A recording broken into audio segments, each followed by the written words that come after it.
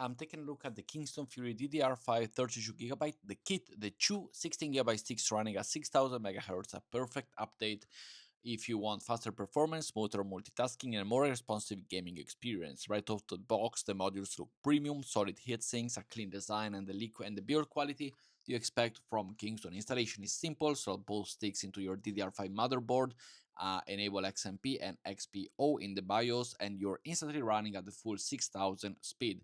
The difference is immediate apps launch quicker, heavy workloads feel smoother, and tasks like video editing and large photo projects become much more manageable. In gaming, you get faster load times and more stable FPS, especially when paired with high-end CPU and GPU. Also remind you, there is also the single kit 32GB single Kingston Fury DDR5. This is the packet with two at 16 for a combine of 32.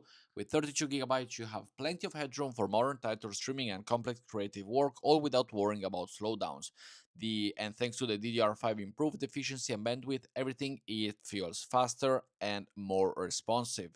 Overall, the Kingston Fury DDR5 it's a fast, reliable, and future-proof expansion upgrade for any performances focused on PC build. It delivers speed, stability, and excellent value. A strong choice for gamers and creators alike.